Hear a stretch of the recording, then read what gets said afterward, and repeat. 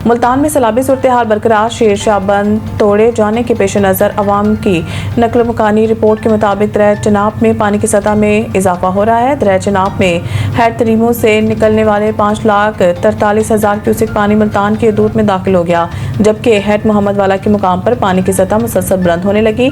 महकमा नहार के 413.40 क्रॉस कर गई। पानी के बहाव को कम करने के लिए शेरशाह बंद को धमाके से उड़ाकर ब्रिज किया जाएगा।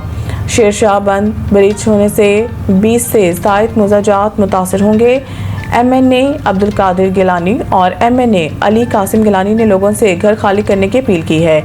इसके बाद रात गए से लोगों के शेरशाह के करीब बस्तियों से नकल मकानी जारी है। हुकाम शहरी इलाकों को डूबने से बचाने के लिए शेरशाह बंद में शगाफ डालने की तैयारी कर रहे हैं। अगले 48 घंटों में आबी रेला मुल्तान की तरफ बढ़ेगा, जिससे शहर के लिए सूरत हाल निहायत संगीन हो जाएगी, जो पहले ही सैलाब के खतरे से दुचार है। साबिक वज़ीर आज़म यूसुफ रज़ा गिलानी ने बंद के साथ आबाद बस्तियों में रहने वालों से फौरी तौर पर महफूज मकामात पर मुंतकिल होने की अपील करते हुए कहा है कि पानी को शेरशाह, गगरा, कचूर, मोजा, हमर और दीगर करीबी इलाकों की तरफ मोड़ा जाएगा, ताकि सैलाबी दबाव को तोड़ा जा सके और मज़ीद नुकसान से बचा जा सके।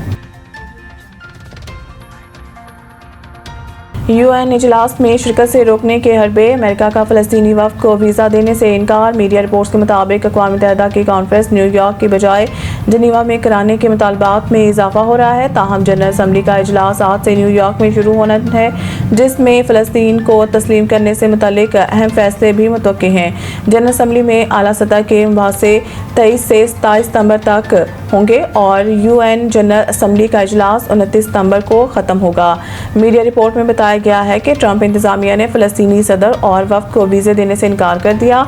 1988 में भी अमेरिका ने PLO के सरबराह यासिर अरफ़ात को न्यूयॉर्क आने से रोक दिया था और तारीख में ये पहला मौका है कि पूरे फ़लस्तीनी वफ़द ही को अमेरिका आने से रोक दिया गया है। इसका मकसद ओस्लो मुआहदे के बाद फ़लस्तीनी तारीख के एक अहम तरीन इवेंट में शिरकत को रोकना है। मीडिया रिपोर्ट्स में कहा गया है कि दो रियासती हल से मुतल्लिक जनरल असम्बली के एक रोज़ा कॉन्फ्रेंस 22 सितंबर को न्यूयॉर्क में होना है। सऊदी अरब और फ्रांस की ज़ेर क़यादत फ्रांस में फ़लस्तीनी सदर को शिरकत करना थी, जबकि सेशन में बरतानिया, फ्रांस, ऑस्ट्रेलिया, कनाडा और दीगर ममालिक की जानिब से फ़लस्तीन को तस्लीम किए जाने का इम्कान है। इमरान खान तारीख के बाद लीडर हैं जिन्होंने ओए तोए कल्चर मुतारफ़ कराया। राना सनाउल्लाह मीडिया से गुफ्तगू करते हुए उन्होंने कहा है कि तहरीक इंसाफ का बायकॉट दरअसल राह फरार है, क्योंकि एक तरफ वो इलेक्शन कमीशन से कागजात वसूल करके तमाम प्रोसेस मुकम्मल करते हैं और दूसरी तरफ अदालतों में जा पहुँचते हैं। राना सनाउल्लाह ने कहा है कि बानी PTI को अपने ही मेंबरान पर एतमाद नहीं। इनके कई अरकान वोट कास्ट करना चाहते थे, मगर मैंने मना किया कि अपनी ही जमात को वोट दें। इनका कहना था कि मुल्क को जब बैरूनी खतरात लाहक थे तो बानी PTI सुनने को तैयार नहीं थे। उन्होंने कहा है कि मार्का हक की कामयाबी सियासी और अस्करी क़यादत के इत्तफाक राय से मुमकिन हुई, जो पाकिस्तान की तारीख में पहली बार नजर आई। उन्होंने मजीद कहा है कि वज़ीर आज़म शहबाज शरीफ ने मिसाक़ इस्तेहकाम पाकिस्तान का पैगाम देकर कौमी यकजहती को फ़रोग़ दिया, लेकिन बानी PTI और इनके हामी इंतशार फितना और नारकी के ख्वाह हैं और इनका रवैया किसी तौर भी सियासी नहीं। खैबर पख्तूनख्वा और बलूचिस्तान में दहशतगर्दी की कार्रवाइयों के पीछे भी वही अनासिर हैं जो पाकिस्तान को कमज़ोर देखना चाहते हैं।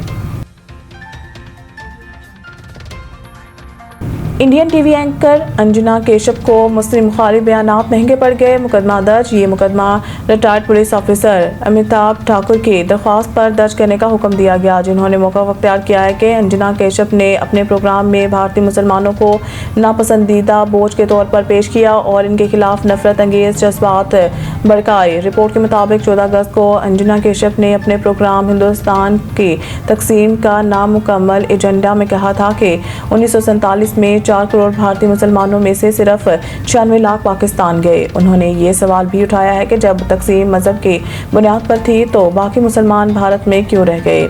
दरख्वास्त में मौक़िफ़ अपनाया गया कि एंकर का ये बयान जहरीला, तफरीका अंगेज और मुसलमानों के खिलाफ अदम बर्दाश्त को हवा देने वाला है, जिससे फ़िरका वाराना मुनाफरत फैलने का खदशा है। महकमा मौसमियात का कहना है कि ये गैर मामूली मौसम का निज़ाम है जो भारत की जानिब से सिंध में डिप्रेशन या डीप डिप्रेशन की सूरत में दाखिल हो रहा है और इसका रास्ता भी गैर वाज़िया और पेचीदा है, जिसकी वजह से बारिश की शिद्दत मुख्तलिफ इलाकों में मुतग़य्यर रह सकती है। शदीद बारिशों के पेश नज़र शहर में अर्बन फ्लडिंग का खदशा जाहिर किया गया है, जबकि मलीर नदी में भी गुज़िश्ता रोज़ सैलाबी सूरत हाल पैदा हो गई, जो तवील अरसे से खुश्क रही थी।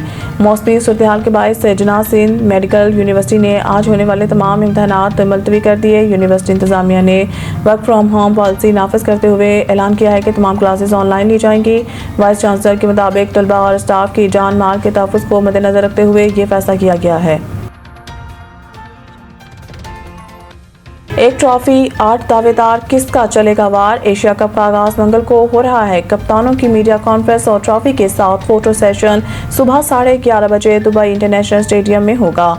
इसी रोज़ अबू धाबी के शेख ज़ायद स्टेडियम में अफगानिस्तान और हांगकांग के दरमियान पहला मैच खेला जाएगा। टूर्नामेंट में सबकी नज़रें पाकिस्तान और भारत के मुकाबले पर जमी हुई हैं। दोनों टीमों के गुज़िश्ता बरस T20 वर्ल्ड कप 2024 के बाद पहली बार आमने सामने आएंगी। भारत अपनी मुहिम का आगाज़ 10 सितंबर को दुबई में मुत्तहिदा अरब अमारात के खिलाफ करेगा। ग्रीन शर्ट्स का इब्तदाई मुकाबला ओमान के खिलाफ 12 सितंबर को शेड्यूल है। एशिया कप का सबसे बड़ा मार्का 14 सितंबर को पाकिस्तान और भारत के दरमियान दुबई क्रिकेट स्टेडियम में होगा। इधर पाकिस्तान क्रिकेट टीम के गैर मुल्की head coach Mike Hesson triangular series की तरह एशिया कप में भी प्लेयर से बेहतरीन कारकर्दगी के लिए पुरुमीद हैं। उन्होंने कहा है कि किसी भी टीम को आसान नहीं समझा जा सकता। हमारी पहली तरजीह सुपर 4 में क्वालिफाई करना है। बाद बेहतरीन परफॉर्मेंस से मज़ीद आगे बढ़ने की कोशिश होगी।